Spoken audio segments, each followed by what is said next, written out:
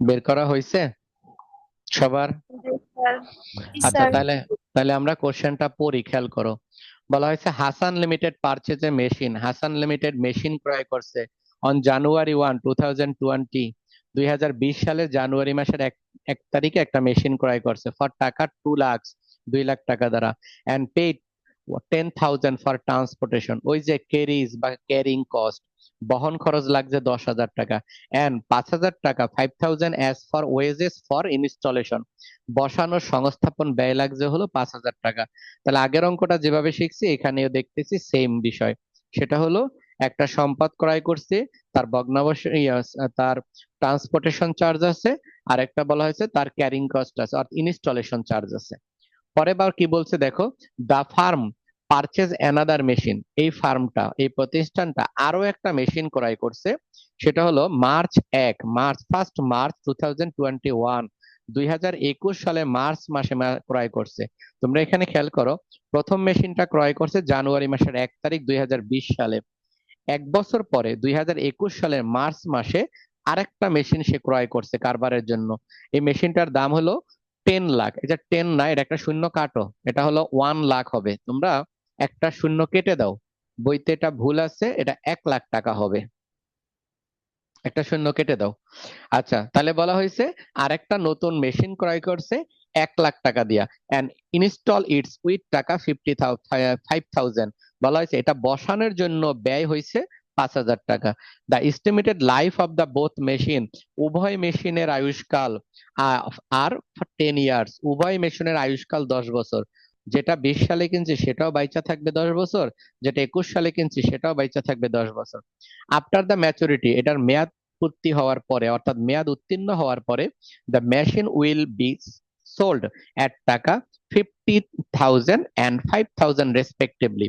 তারা রেসপেক্টিভলি মানে যথাক্রমে যেহেতু বলছে, তাহলে বোঝা গেল এটা 10 বছর ব্যবহার করার পরে যখন মেয়াদ উত্তীর্ণ হয়ে যাবে অর্থাৎ সম্পদটা ব্যবহারের অনুপযোগী হবে, তখন প্রথম মেশিনটা আমরা বিক্রি করতে পারবো 15,000 টাকা, আর দ্বিতীয় মেশিনটা আমরা বিক্রি করতে পারবো 5,000 টাকায়। প্রথম মেশিনটা বিক্রি করব হলো এতে নাও। দেখো তাহলে কি বলছে, প্রথম মেশিনটা আমরা বিক্রি করব কত দিয়ে, সেটা হলো 15,000 টাকা, আর দ্বিতীয় মেশিনটা বিক্রি করব হলো 5,000 টাকা দিয়ে। তাহলে এটা আয়ুষ্কাল শেষে বিক্রি করব। যেহেতু আয়ুষ্কাল শেষে বিক্রি করব, তাহলে এটাকে আমরা বলবো ভগ্নাবশেষ মূল্য। মনে রাখবা বিক্রয় মূল্য দুই রকমের হবে। একটি হলো আয়ুষ্কাল শেষে বিক্রয় মূল্য, আরেকটা হলো আয়ুষ্কাল থাকা অবস্থায় বিক্রয় মূল্য। যদি এমন হয় আয়ুষ্কাল থাকা অবস্থায় বিক্রয় মূল্য, সেক্ষেত্রে বুঝবো সম্পদটা কোনো কারণে অকেজো হয়ে গেছে, ব্যবহারের অনুপযোগী অবস্থায় পরিণত হয়েছে। আর আয়ুষ্কালের যদি থাকে, আয়ুষ্কালের পরে যদি বিক্রি হয় সেটাকে আমরা বলি স্যালভেজ ভ্যালু। তাহলে প্রথম মেশিনের স্যালভেজ ভ্যালু 15,000, আর দ্বিতীয় মেশিনের salvage value 5,000। The firm close its books in every 31 December. প্রত্যেক বছরের ডিসেম্বর মাসের 1 তারিখে এই ফার্মটার হিসাব ক্লোজ করে দেয়। Using the straight line method, সরলরৈখিক পদ্ধতি ব্যবহার করে 2020 টু 2022, 2020 থেকে 2022 সাল পর্যন্ত তিনটা রিকোয়ারমেন্ট করতে বলছে। First requirement, calculate the annual depreciation. দ্বিতীয় requirement, prepare the journal entry, জাবেদা দাখিলা করতে বলছে। আর সি নাম্বার রিকোয়ারমেন্ট বলছে prepare the depreciation expense account and accumulated depreciation account, অর্থাৎ দুইটা খতিয়ান করতে বলছে। আমরা জাবেদা খতিয়ান, খতিয়ানের কোনো কিছু বলি নাই, কিন্তু জাবেদার জন্য বলছিলাম যদি কোনো বছর সম্পদ ক্রয় করে উক্ত বছরে আর জাবেদা হবে 3টা, আর যদি ক্রয় না করে তাহলে উক্ত বছরে জাবেদা হবে 2টা। আচ্ছা, তাহলে এই অঙ্কে আমরা এই তথ্যের আলোকে আগে অবচয় বের করব রিকোয়ারমেন্ট 1, তারপরে 2 নম্বর রিকোয়ারমেন্ট করব। চলো তাহলে আমরা শুরু করি। প্রথমে রিকোয়ারমেন্ট 1, সরি এ বি দেওয়া আছে। এটা হলো C56, C56 করতেছি আমরা। তাহলে আমরা কি করব, দুইটা মেশিনের যেহেতু বিস্তার বিবরণ দেওয়া আছে, আমরা মেশিন 1 মেশিন 2 নামে এটাকে ডাটাগুলো সাজায় নিব। তাহলে প্রথমে লেখো মেশিন 1, মেশিন 1। এই মেশিন 1 কবে ক্রয় করছিলাম একটু লিখে রাখি। এক 1/1/2020 সালে, 1/1/2020 সালে মেশিন এক ক্রয় করছে, জানুয়ারি মাসের 1 তারিখ। এভাবে যদি লিখতে ভালো না লাগে তাহলে এমনি লিখবো জানুয়ারি 1 কমা দিয়া 2020 সাল। এটা হলো প্রথম মেশিনের বিবরণ। তাহলে আমরা প্রথম মেশিনের বিবরণটা কি লিখবো? Purchase price. পারচেস প্রাইস, প্রথম মেশিনের পারচেস প্রাইস হলো 2 লাখ টাকা। প্রথম মেশিনের পারচেস প্রাইস, এর সাথে আমরা খরচ যোগ করব। দুইটা খরচ আছে, একটা হলো ট্রান্সপোর্টেশন চার্জ, প্রথম খরচ ট্রান্সপোর্টেশন চার্জ। ট্রান্সপোর্টেশন চার্জ হয়েছে হলো 10,000 টাকা। আর 2 নম্বর খরচ হচ্ছে ওয়েজেস ফর ইনস্টলেশন, মানে ইনস্টলেশন চার্জ।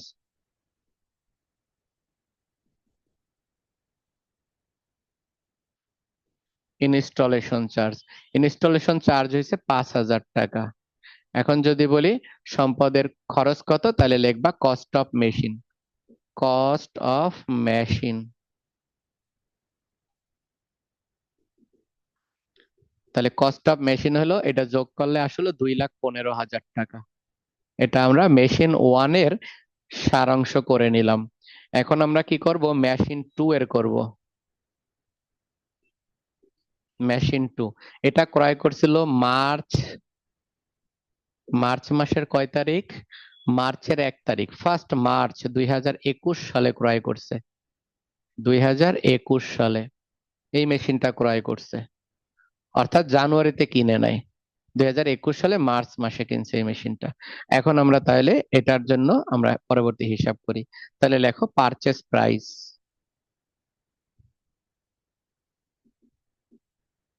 পারচেস প্রাইস, এই মেশিনটার পারচেস প্রাইস 1 লাখ টাকা। একটা শূন্য কাটতে বলছিলাম তোমাদের। আর এই মেশিনটা বসানোর পিছনে ব্যয় হয়েছে ইনস্টলেশন চার্জ 5,000।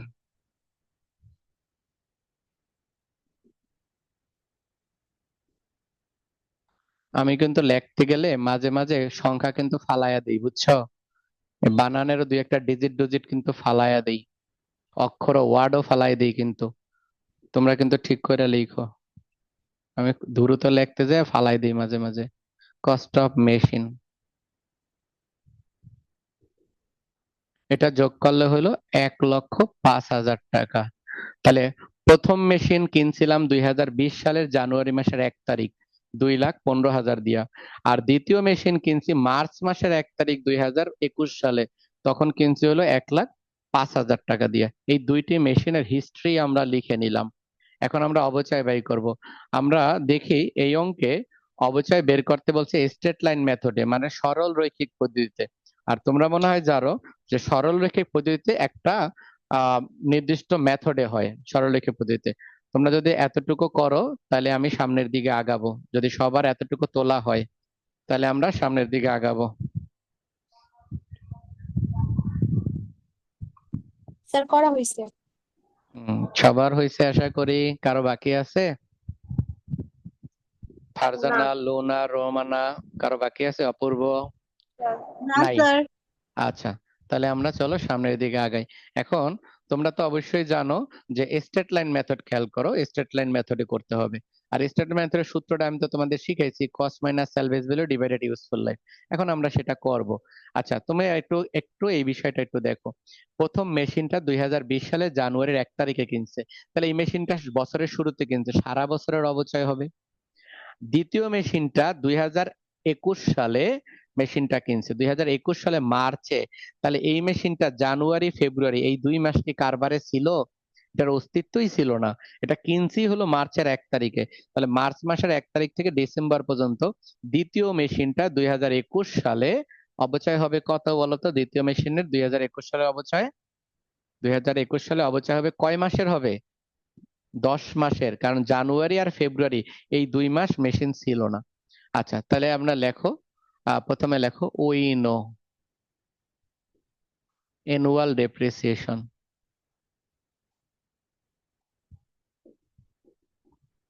অ্যানুয়াল ডেপ্রিসিয়েশন সূত্রটা লিখবো কস্ট মাইনাস সেলভেজ ভ্যালু, নিচে হলো ইউজফুল লাইফ। এখন দুইটা মেশিন যেহেতু, তাহলে আমরা এইভাবে লিখি মেশিন ওয়ান, প্রথম মেশিন লিখলাম, এটার কস্ট হলো 2,15,000। তাহলে এখানে আমরা লিখবো 2,15,000। Salvage value 15,000। আর আয়ুষ্কাল হলো কয় বছর বলছিল? বোথ মেশিনের আয়ুষ্কাল 10 বছর। ভুল হয়েছে, এটা 10 বছর সব মেশিনের আয়ুষ্কাল। তাহলে এটার অ্যান্সার আসবে কত টাকা? 20,000 টাকা। এটা কিন্তু মেশিন লিখছি, বুঝছো? Machine one. এখন আমরা আবার লিখি মেশিন টু, মেশিন দুই। এটার সম্পদের মূল্য হয়েছে 1,05,000। তাহলে আমরা এই সম্পদটা লিখবো 1,05,000। এটার স্যালভেজ ভ্যালু 5,000 আর আয়ুষ্কাল 10 বছর। তাহলে এটার অ্যান্সার আসে হলো 10,000। এতটুকু আশা করি তোমরা বুঝছো। ওই অবচয়ের সূত্র ব্যবহার করে এতটুকু লিখছি। প্রথম অংশ আমি মুছে ফেললাম, আর তোমরা এখন দ্বিতীয় অংশ লিখি। এতটুকু উঠাও তোমরা। তারপরে লিখবো ডেপ্রিসিয়েশন 2020 সাল, টাকা হলো 20,000। আবার লিখবো ডেপ্রিসিয়েশন 2021 সাল, 20,000 প্লাস 10,000, 12/10। তাহলে এখানে হলো 20,000, আর এটাকে ক্যালকুলেশন করলে 8,333। এটার যোগফল হলো স্যার এটা কেন 8। করলেন? আচ্ছা উঠাও, পরে আমি পুরোটা বুঝাবো। আমি বুঝাই দিলে তখন বলবা হ্যাঁ ঠিক আছে। ডেপ্রিসিয়েশন 2022, আমাদের করতে বলছে 22 সাল পর্যন্তই, বুঝছো? 21, 22 কত পর্যন্ত করতে বলছে বলো তো? 2022 সাল পর্যন্ত। তাহলে আমরা লিখবো 20,000 প্লাস 10,000, এই হইলো আমাদের 30,000। আচ্ছা, এই এত রিকোয়ারমেন্ট ওয়ান শেষ। তোমরা এতটুকু উঠাই ফেলো, রিকোয়ারমেন্ট ওয়ান শেষ হয়ে গেছে। এতটুকু উঠানো শেষ হইলে তারপরে আমরা সামনের দিকে যাব। আর উঠানো শেষ হইলে আমাকে আওয়াজ দিবা, পরে এতটুকু আমি কেন করছি সেটা আমি বুঝাই দিব।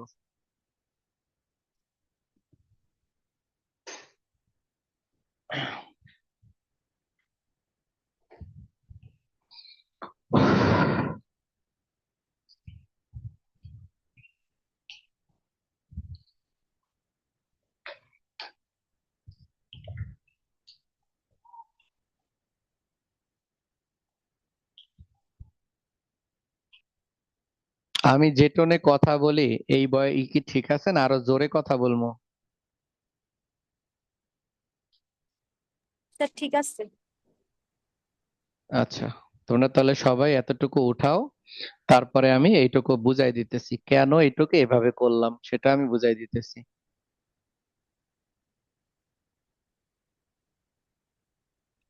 আমি কিন্তু অনেক ক্লাস দেখবা, পরিসংখ্যান এই অ্যাকাউন্টিং এর মাঝে মাঝে ক্লাস কিন্তু আমি একদিন আগে ঘোষণা দিয়ে ফেসবুকে লাইভ করাই। তখন লাইভে কি করি, এক ক্লাসে এক চ্যাপ্টার শেষ করা লাই, টানা 2 ঘন্টা ক্লাস করে। মাঝে মাঝে ওইটি করবা, যখন আমি বলবো আমার ফেসবুকে সবসময় ফলো দিয়ে রাখবা, তাহলে দেখবা ওইখানে মাঝে মাঝে আমি নোটিশ দিই যে আজকে বিজনেস স্ট্যাটিস্টিক্স এর এই অধ্যায়টা করাবো। তখন ওই অধ্যায়টা পুরাটা এক ক্লাসেই শেষ করে ফেলি। স্যার গ্রুপে দিয়ে দিয়েন আপনার ফেসবুকের ওইটা ঠিক লিংকটা। আছে, আচ্ছা ঠিক আছে। আচ্ছা, খেয়াল করো। আর তোমরা তো ক্লাস করতেছো, যদি দেখো আমার পড়া ভালো লাগে বুঝো, তাহলে কিন্তু বন্ধু বান্ধব আত্মীয় স্বজনরে দাওয়াত দিও কিন্তু, যে আমাদের স্যারের কাছে পড়ে দেখো, যদি ভালো লাগে কন্টিনিউ করবা। আচ্ছা, আমরা এই এতটুকু বলি। দেখো আমাদের রিকোয়ারমেন্ট ওয়ানে বলছে এনুয়াল ডেপ্রিসিয়েশন, এর মানে বাৎসরিক অবচয়। তোমরা তো এটা বুঝতে পারছো যে প্রথম সম্পদটা জানুয়ারিতে কিনছি, আর পরের সম্পদটা আমরা মার্চে কিনছি। আচ্ছা, যে সম্পদটা জানুয়ারিতে কিনছি তার অবচয় 1 বছর, আর যে সম্পদটা মার্চে কিনছি তার তো 1 বছরের অবচয় হওয়া উচিত না, কারণ জানুয়ারি আর ফেব্রুয়ারি 2 মাস কারবারে ছিল না, পরে মার্চ মাস থেকে কারবারে আসছে। এখন দেখো, প্রথমে স্ট্রেট লাইন মেথডে অঙ্কটা করতে বলছে, তাহলে আমরা কি করছি, অ্যানুয়াল ডেপ্রিসিয়েশন স্ট্রেট লাইনের সূত্র লিখছি, cost minus salvage value divided useful life. তাহলে মেশিন 1 2 এই দুইটার তথ্য বসায় দিছি। এখন দেখো, এনুয়াল কি বছরে না বলো তো? বছরে অবচয়। মেশিন 1 এর বছরে অবচয় 20,000 টাকা, আর মেশিন 2 এর বছরে অবচয় হলো 10,000 টাকা। এই দুইটা আমরা বসাইছি, এটা আমাদের কোনো ফ্যাক্ট না। এখন আমাদের তো বলছে 2020 থেকে 2022 সাল পর্যন্ত অবচয় করতে, তাহলে আমরা কি করব, 2020 সালের অবচয় লিখবো, 21 সালে লিখবো, 22 সালে লিখবো। আচ্ছা বলো, 2020 সালে সম্পদ কয়টা ছিল বলো তো? মেশিন একটা কিনছিলাম না? দুই একটা। হাজার বিশ সালে কারবারে মেশিন ছিল একটা, তাহলে প্রথম মেশিন ছিল 2020 সালে, আর প্রথম মেশিনের বছরে অবচয় হয়েছে 20,000। তাহলে আমি কি করছি, 2020 সাল সমান অবচয় লিখছি 20,000 টাকা। মেশিন একটাই, দ্বিতীয় মেশিন তো নাই। আচ্ছা, এখন দ্বিতীয় বছরে যদি আসি, দ্বিতীয় বছরে আসলে 2020-এ যে মেশিনটা কিনছি ওটা তো আছে, কারণ প্রত্যেকটা মেশিনের আয়ুষ্কাল 10 বছর। তা 2020-এ যেটা কিনছি সেটা তো কারবারে অবশ্যই আছে। পাশাপাশি 2022 সালে আর একটা কিনছি, তাহলে প্রথম মেশিন যেটা আছে সেটার অবচয় তো অবশ্যই হবে। আর স্ট্রেট লাইন মেথডের বৈশিষ্ট্য কি বলতো?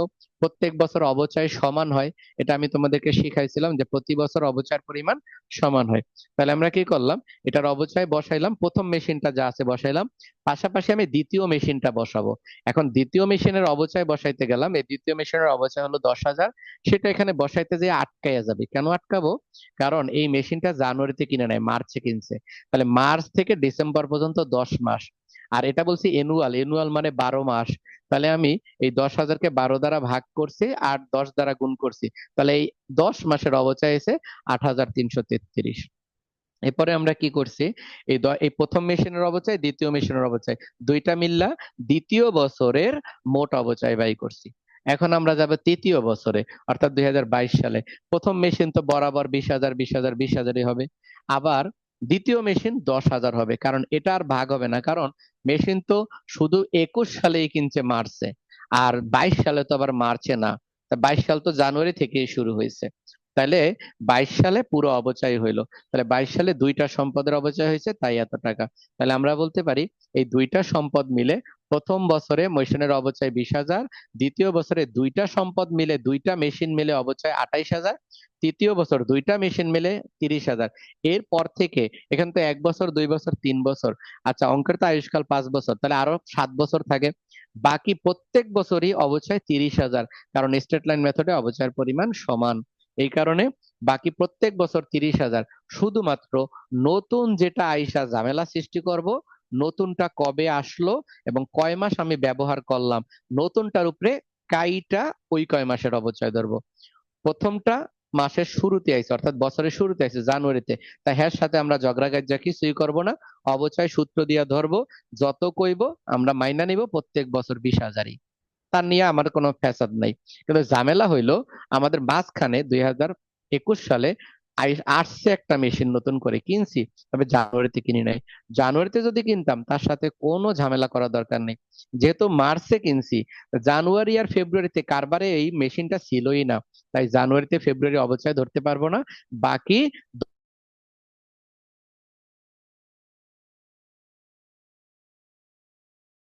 এরপর থেকে পুরো 12 মাসের অবচয় হবে। তাহলে প্রথম বছরগুলোতে এরকম হইলো। আর এই 22 সাল থেকে শুরু করে যত সাল পর্যন্ত আয়ুষ্কাল আছে, প্রত্যেক বছরে অবচয় কত হবে বলো? 30,000 টাকা অবচয় হবে। এটাকে বুঝতে পারছি এবার আমরা? জি স্যার। আছে কারো কোশ্চেন আছে? পরে আমি মুছে ফেললাম, আশা করি সবাই লিখছেন। এখন আমাকে রিকোয়ারমেন্ট 2টা বলেন, কি বলছে বলেন, রিকোয়ারমেন্ট 2। রিকোয়ারমেন্ট 2 বলছে ক্যালকুলেট দা, রিকোয়ারমেন্ট 2 বলছে জার্নাল এন্ট্রি, জাবেদা করতে বলছে। তাহলে চলেন আমরা জাবেদা করি রিকোয়ারমেন্ট 2। জাবেদা দেখাই। জাবেদার ঘর তো আপনারা জানেন, রিকোয়ারমেন্ট 2 এর জন্য জাবেদার ঘর আঁকেন। এখন জাবেদার ঘর নরমালি আমি আজকে আইকা করাইতেছি, পরের থেকে আর রাখবো না, আমি ডিরেক্ট করব, আপনারা আমার সাথে করবেন। চলেন জার্নাল এন্ট্রি করবো, এখানে একটা রেফারেন্স নং হয়, ওটা দিয়া নিয়েন। আচ্ছা, এরকম তারিখ দিয়া ডেবিট ক্রেডিট এটা লেখা নিয়েন। তাহলে উপরে লিখবো জেনারেল জার্নাল, GENE বা জার্নাল এন্ট্রি, এতটুকু লিখলেও চলবো। Journal entry, JOURNAL, journal entry.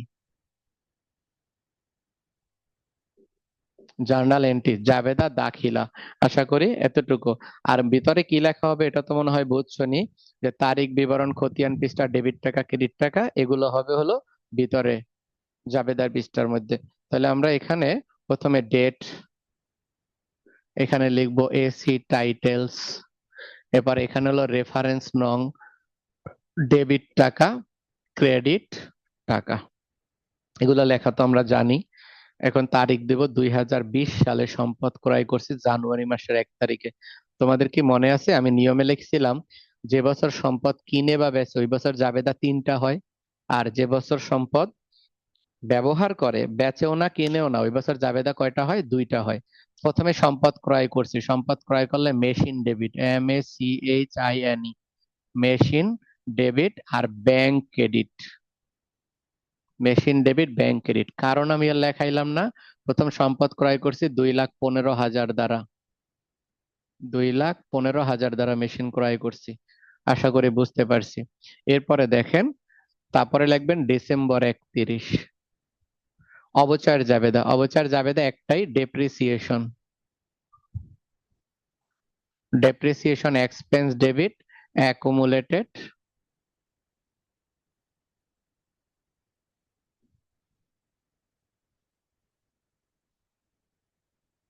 Accumulated depreciation credit. প্রথম বারে অবচয় হয়েছে 20,000 টাকা, প্রথম বছরে অবচয় হয়েছে 20,000 টাকা। তারপরে এটাকে তৃতীয় জাবেদা যেটা হয় সেটা হলো অবচয়কে ক্লোজ করার জাবেদা। এটার জাবেদা হলো ইনকাম সামারি বা ইনকাম স্টেটমেন্ট, যেটা লিখবেন আপনাদের ইচ্ছা।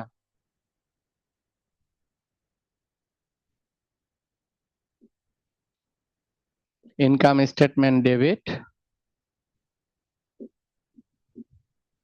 ডেপ্রিসিয়েশন এক্সপেন্স ক্রেডিট, এই হলো 20,000। আচ্ছা, তারপরে 2000 চলে আসবো, 2021 সাল মার্চ মাস, MARCH, মার্চ মাসের 1 তারিখ একটা মেশিন কিনছি। তাহলে আবার লিখবো মেশিন ডেবিট, ব্যাংক বা ক্যাশ। আপনারা ক্যাশ লিখবেন না ব্যাংক লিখবেন, এটা আপনাদের ইচ্ছা। এই মেশিনটা কিনছি 1,05,000 টাকা দিয়ে, এগুলো ওয়ার্কিং থেকে বসাইতেছি। তারপরে লিখবো ডিসেম্বর 31,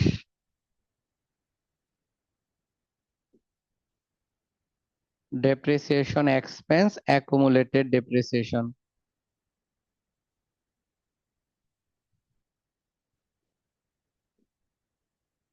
অ্যাকুমুলেটেড ডেপ্রিসিয়েশন। এটাকে আমরা লিখবো 28,333 টাকা। কারণ আমরা 1 নম্বর রিকোয়ারমেন্টে দেখেন 28,333 টাকা অবচয় হয়েছিল। এরপরে এইটাকে আবার আমরা ক্লোজ করে দিব ডিসেম্বর 31-এ। ইনকাম স্টেটমেন্ট আর ডেপ্রিসিয়েশন এক্সপেন্স ক্রেডিট, এটাই হলো 28,333। দ্বিতীয় জাবেদাটা হলো, মনে রাখবেন, অবচয় ধরার জাবেদা। প্রথমটা হলো সম্পদ ক্রয়ের জাবেদা, দ্বিতীয়টা অবচয় ধার্য করার জাবেদা, তৃতীয়টা অবচয়কে বন্ধ করার ক্লোজিং এন্ট্রি, বন্ধ করার জাবেদা। আবার দ্বিতীয় বছরে মার্চ মাসে একটা নতুন মেশিন কিনছে, তাই মেশিন ক্রয়ের জাবেদা, পরে অবচয় ধার্য করার জাবেদা, তাহলে তারপরে হলো বন্ধ করার জাবেদা।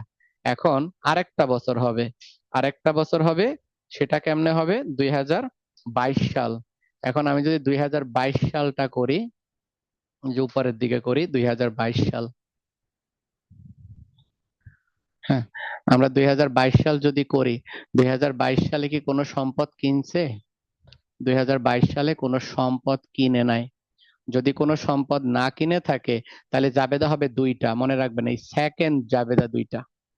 যদি কোনো বছর সম্পদ না কিনে শুধু ব্যবহার করে তাহলে এই সেকেন্ড জাবেদা 2টা হবে। এই যে সেকেন্ড জাবেদা 2টা, এই 2টা জাবেদা হবে। আর এই ক্রয়ের জাবেদাটা হবে না। আশা করি বুঝতে পারছি। তার মানে এই 2টা জাবেদা দিকে দিকে এখানে বসাবো, টাকা 22 সালেরটা লিখবো।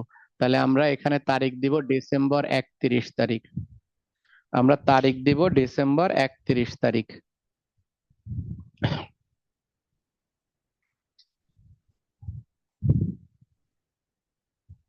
মোবাইল কি করলাম, পাইছে। তারিখ দিব ডিসেম্বর 31 তারিখ। তোমরা জাবেদা দুইটা দিয়ে ফেলো, পরে আমি বলতেছি। পরবর্তী ব্যাচের সময় হয়েছে তো, ওরা নক দিতেছে। 1 মিনিট সবাইকে।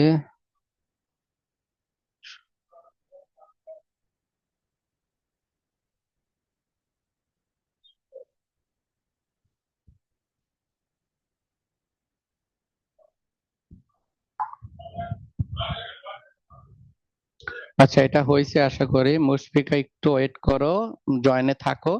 সবাই একটু জয়েন করুক, আর আমি একটা ক্লাস করাইতেছি, এটা শেষ করি, আর 2 মিনিট লাগবে। আচ্ছা, তাহলে এখানে আমরা লিখবো ডেপ্রিসিয়েশন। এটার জন্য আমরা এখন আবার জাবেদাটা লিখবো। তাহলে আমরা কি লিখবো বলো তো? এটার জন্য আমরা লিখবো depreciation expense. Depreciation expense debit accumulated depreciation credit. এই বছরে কত টাকা অবচয় হয়েছে? 30,000। এটার অবচয় 30,000 টাকা। তারপরে আবার পরেরটা লিখবো। পরেরটা জাবেদাটা দিয়ে দাও তোমরা। পরের জাবেদাটা পরের জাবেদাটা দিয়ে দাও। দ্বিতীয় জাবেদাটা লিখবো ইনকাম সামারি।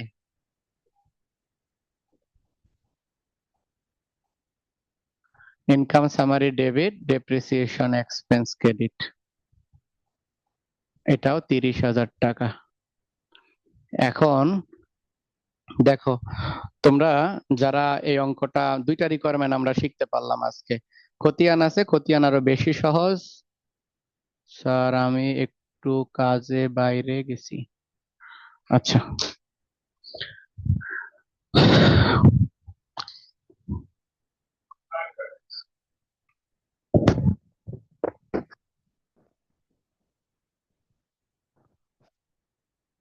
আচ্ছা, এটা হইলো আশা করি। এখন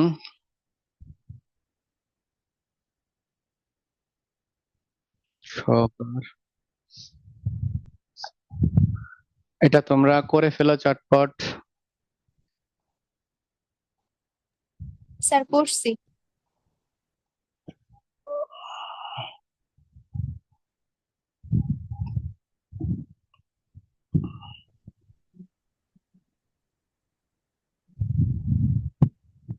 দাঁড়াও 1 মিনিট, তোমরা লাইন থাকো একটু, আমি পরের ব্যাচের সাথে কথা বলে নেই।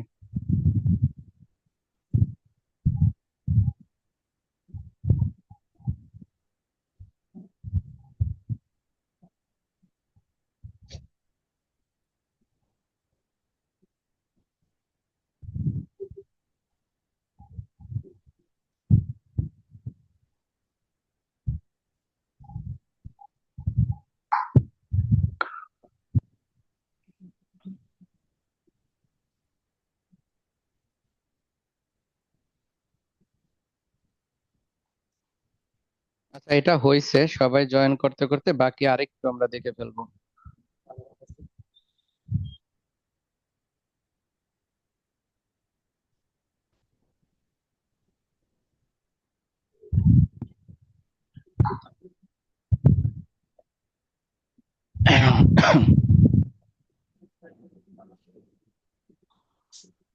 আচ্ছা, এটা কি বুঝছো তোমরা? সবাই আশা করি বুঝছো। যারা যারা এটা করছো তারা আশা করি তোমরা বুঝতে পারছো।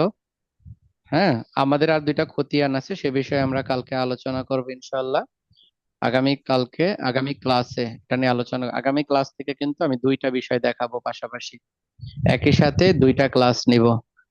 বিজনেস স্ট্যাটিস্টিক্স নিব, পাশাপাশি অ্যাকাউন্টিং নিব। এই দুইটা বিষয় একসাথে নিব আগামী ক্লাসে। আচ্ছা, তাহলে এটা হইলো। তাহলে তোমরা এই অঙ্কটা আবার একটু ভালো করে বোঝার চেষ্টা করো, আর যে অঙ্কগুলো গত ক্লাসে হোমওয়ার্ক দিছিলাম সেগুলো তোমরা আবার একটু করো। তাহলে তোমরা ঠিক আছে, যারা জয়েন করছিলা আগের ক্লাসে তারা লিভ নাও।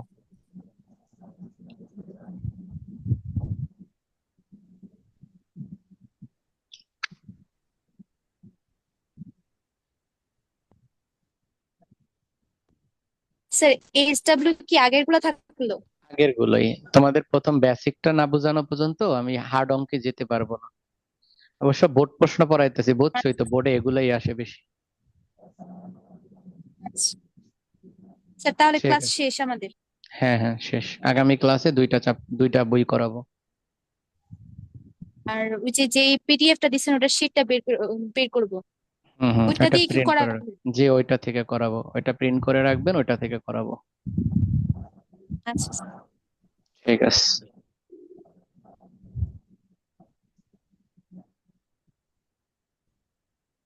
এই তোমরা যারা জয়েন করছো, হ্যাঁ, যারা তৃতীয় বর্ষে জয়েন করছো, তোমরা সবাই কি আজকে জয়েন করবে? তাহলে ক্লাস করাই। আর